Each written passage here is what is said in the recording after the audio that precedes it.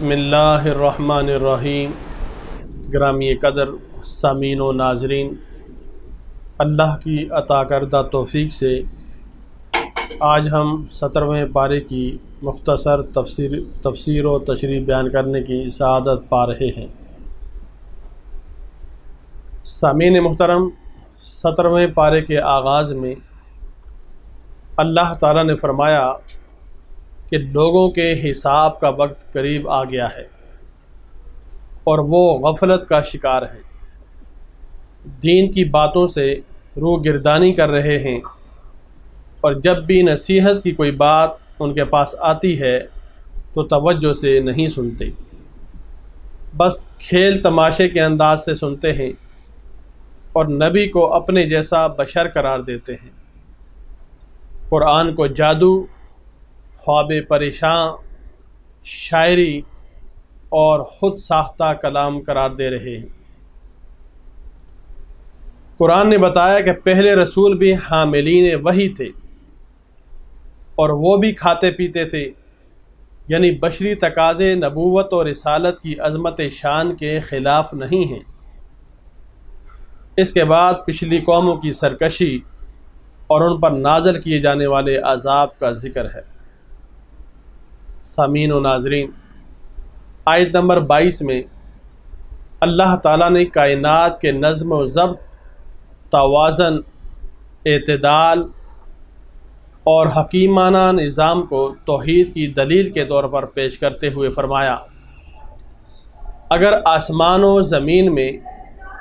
اللہ کے سوا اور معبود ہوتے تو ان کا نظام درہم برہم ہو جاتا، یعنی اگر بفرض محال دو خدا ہوتے اور دونوں برابر اختیارات کے مالک ہوتے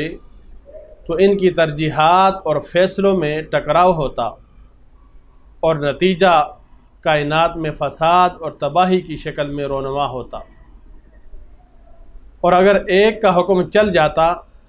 اور دوسرے کا نہ چلتا تو جس کا حکم نہ چلتا وہ خدا کیسے کہلاتا۔ سامعین و ناظرین، آیت نمبر 30 سے اللہ تعالیٰ نے تخلیق کائنات کے سلسلے کو بیان کرتے ہوئے فرمایا کہ آسمان اور زمین بند تھے تو ہم نے ان دونوں کو کھول دیا اور ہم نے پانی سے ہر جاندار چیز بنائی۔ سامعین محترم، آج بھی تخلیق کائنات کا ایک سائنسی نظریہ بگ بینگ تھیوری کہلاتا ہے کہ ایک بہت بڑا آتشی بگولا تھا، ایک بہت بڑے دھماکے سے وہ پھٹا اور اس کے لامحدود ٹکڑے فضا میں بکھر گئے، جنہوں نے سورج، چاند، ستاروں اور سیاروں کی شکل اختیار کی۔ قرآن میں اس کے لیے فلک کے کلمات آتے ہیں۔ اللہ نے زمین میں توازن قائم رکھنے کے لیے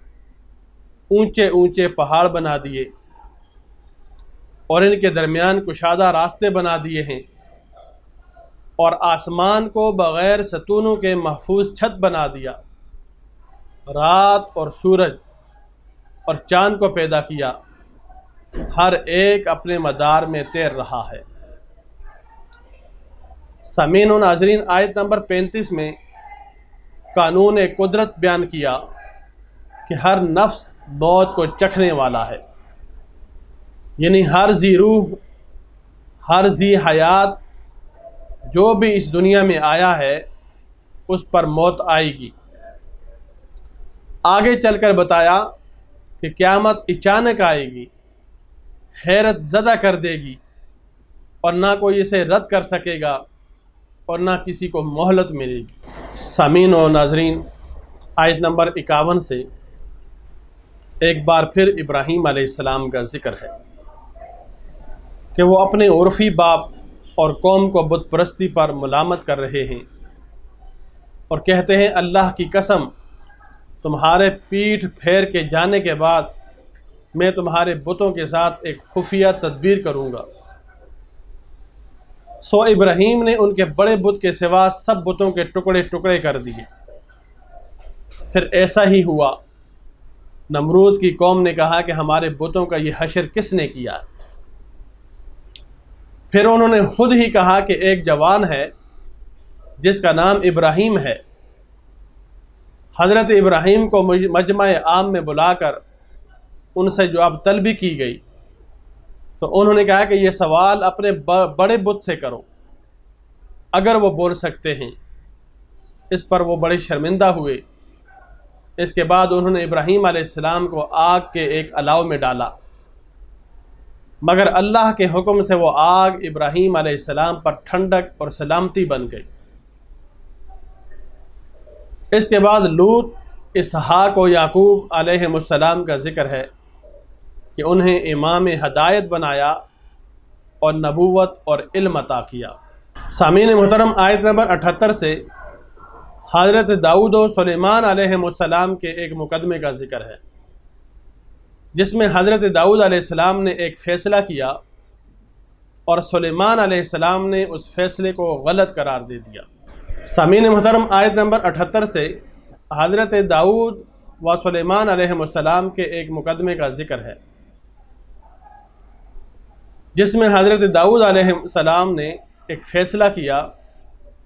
اور سلیمان علیہ السلام نے اس فیصلے کو غلط قرار دیے بغیر دوسرا فیصلہ کیا۔ اللہ تعالیٰ نے فرمایا کہ ہم نے سلیمان کو صحیح فیصلہ کرنے کی سمجھ عطا کی اور ہم نے دونوں کو قوت فیصلہ اور علم عطا کیا تھا۔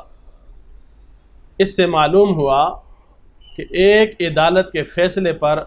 دوسری عدالت نظر ثانی کر سکتی ہے، اور ایک فیصلہ اگر بہتر ہے تو دوسرا بہترین ہو سکتا ہے۔ اس کے بعد داؤد علیہ السلام کے معجزات کا ذکر ہے، یعنی پہاڑوں کا ان کے تابع ہونا، پہاڑوں اور پرندوں کا ان کے ساتھ تسبیح کرنا اور جنگ سے حفاظت کے لیے زرہیں بنانا۔ اسی طرح ہوا کو سلیمان علیہ السلام کے تابع کر دیا، جو ان کے حکم سے ان کے تخت کو اڑا کر لے جاتی تھی، اور جنات کو ان کے تابع کر دیا، وہ ان کے حکم سے کام کرتے تھے۔ اس کے بعد ایوب علیہ السلام کا ذکر ہے کہ انہیں تکلیف سے دوچار ہونا پڑا، انہوں نے اللہ سے دعا کی اور اللہ نے ان کی تکلیف کو دور فرما دیا اور پہلے سے بھی زیادہ اہل و عیال اور نعمتوں سے نواز دیا۔ پھر اسماعیل، ادریس، ذوالکفل، ذوالنون یعنی حضرت یونس علیہ السلام اور زکریا علیہ السلام کا ذکر ہے۔ حضرت یونس علیہ السلام اپنی قوم سے ناراض ہو کر چلے گئے اور پھر اللہ کی تقدیر سے دریا میں ڈال دیے گئے۔ دریا میں ان کو مچھلی نے نگل لیا اور انہوں نے تہ در تہ ظلمتوں میں اللہ سے ان کلمات کے ساتھ توبہ کی، لا الہ الا انت سبحانک انی کنت من الظالمین۔ سامعین محترم، اس آیت کو آیت کریمہ بھی کہتے ہیں۔ اللہ تعالیٰ نے فرمایا تو ہم نے ان کی پکار سن لی اور انہیں غم سے نجات عطا کی، اور ہم اسی طرح مومنوں کو نجات دیتے ہیں۔ سامعین محترم، حضرت زکریا علیہ السلام نے اولاد کے لیے دعا کی، اللہ نے ان کو بڑھاپے میں یحییٰ علیہ السلام عطا کیے۔ ان کی دعا کے کلمات یہ تھے کہ رب لا تذرنی فردا وانت خیر الوارثین، اے میرے رب مجھے اکیلا نہ چھوڑنا، تو ہی سب سے بہتر وارث ہے۔ سورۃ الانبیاء کے آخری رکوع میں آیت نمبر 107 میں اللہ تعالیٰ نے اپنے حبیب کریم سیدنا محمد الرسول اللہ صلی اللہ علیہ وسلم کو ایک بے مثل و بے مثال اعزاز سے نوازا اور ارشاد فرمایا، وَمَا أَرْسَلْنَاكَ إِلَّا رَحْمَةً لِّلْعَالَمِينَ۔ اللہ نے قرآن مجید میں اپنی ذات کو رب العالمین فرمایا اور نبی کریم صلی اللہ علیہ وسلم کو رحمةً للعالمین یعنی کائنات کے ہر ذرے کے لیے اللہ کی ربوبیت اور اس کے حبیب کریم صلی اللہ علیہ وسلم کی رحمت ثابت ہے۔ سامعین و ناظرین، اب یہاں سے سورۃ الحج کی مختصر تفسیر و تشریح کا آغاز ہو رہا ہے۔ اس صورت میں اللہ رب العزت نے حضرت ابراہیم علیہ السلام کو لوگوں کے لیے حج کے اعلان کرنے کا حکم دیا، اس لیے اس سورت کا نام سورۃ الحج ہے۔ اس سورہ مبارکہ کی پہلی آیت میں اللہ تعالیٰ نے تقوی کا حکم دیتے ہوئے قیامت کی ہولناکیوں کو بیان کیا کہ قیامت ایک زلزلے کے طور پر برپا ہوگی اور اس کا منظر اس قدر دہشت ناک ہوگا کہ دودھ پلانے والی مائیں اپنے دودھ پیتے بچوں کو فراموش کر دیں گی، ہر حاملہ کا حمل ساکت ہو جائے گا، لوگ مدہوش نظر آئیں گے جبکہ وہ مدہوش نہیں ہوں گے، لیکن اللہ کے عذاب کی شدت کے باعث ان کی یہ کیفیت ہوگی۔ سامعین و ناظرین، آیت نمبر 3 سے بتایا کہ بعض لوگ بغیر علم کے اللہ کے متعلق جھگڑا کرتے ہیں اور ہر اس سرکش شیطان کی پیروی کرتے ہیں جس کے متعلق لوح محفوظ میں لکھا جا چکا ہے کہ جو اس کو دوست بنائے گا وہ اس کو گمراہ کر دے گا اور اس کو بھڑکتی ہوئی آگ کے عذاب کی طرف لے جائے گا۔ آیت نمبر 5 سے اللہ تعالیٰ نے حشر و نشر کی صحت اور امکان پر تخلیق انسانی اور انسانی عمر کے مراحل کے ذریعے استدلال فرمایا۔ آیت نمبر 9 میں ازراہ تکبر اپنی گردن موڑنے والے شخص کا ذکر کرتے ہوئے فرمایا کہ یہ اللہ کی راہ سے گمراہ کرنے والا ہے، اسی باعث اس کے لیے دنیا میں ذلت اور قیامت کے دن جلانے والا عذاب ہے،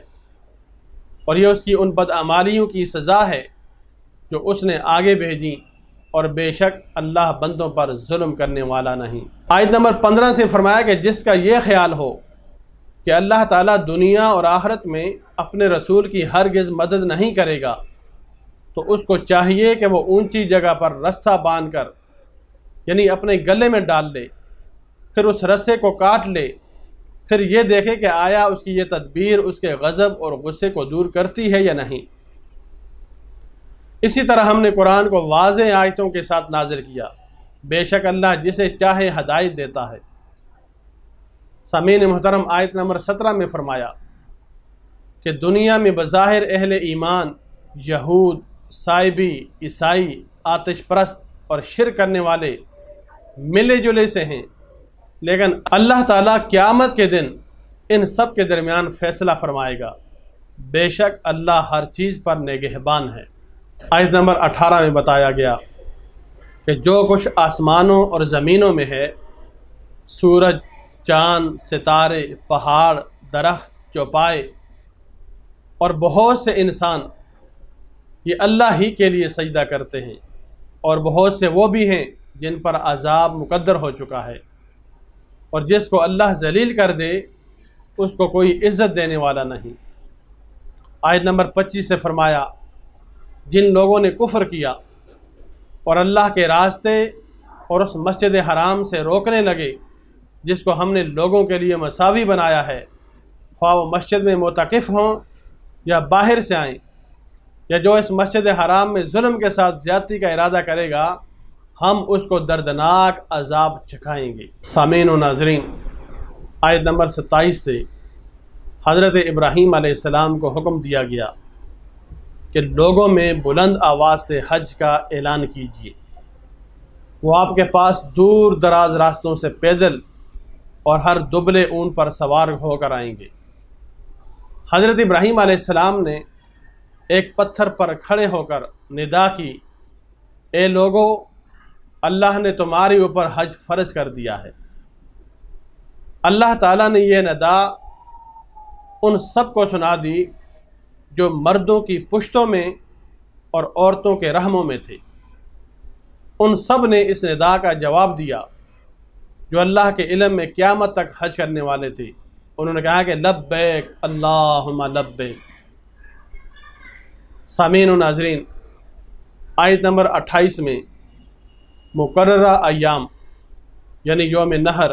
اور بعض کے 2 دنوں میں قربانی کرنے کا حکم دیا گیا ہے۔ آیت نمبر 29 میں ایسی نظروں کو پورا کرنے کا حکم دیا گیا جو معصیت پر مبنی نہ ہوں،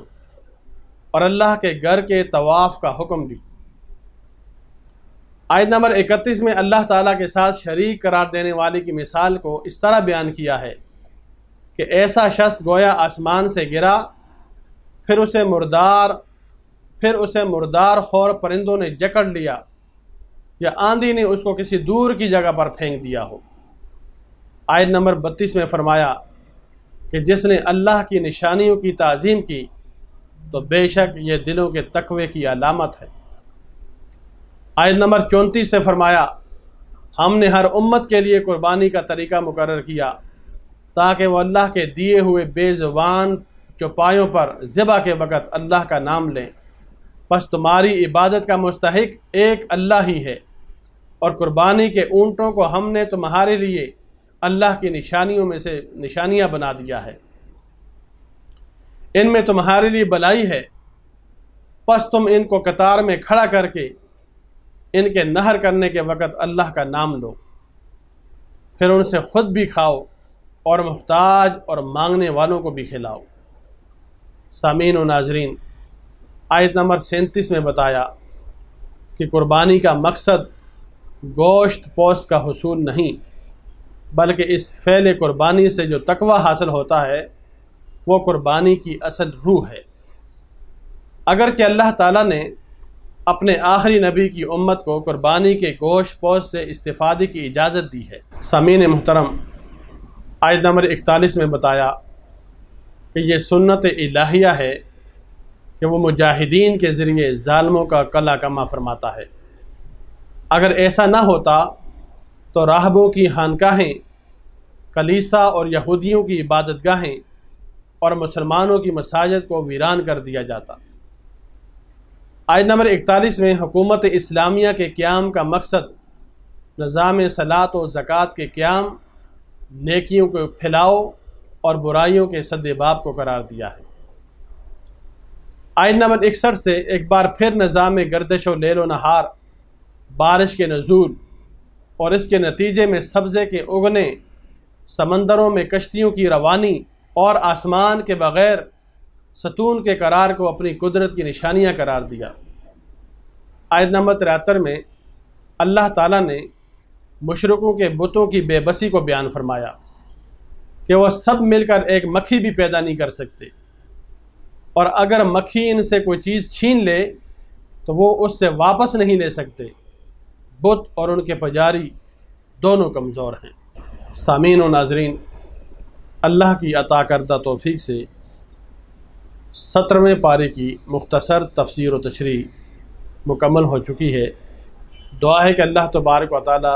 مجھے اور آپ کو کما حق ہو ان تعلیمات پر عمل پیرا ہونے کی توفیق نصیب فرمائے۔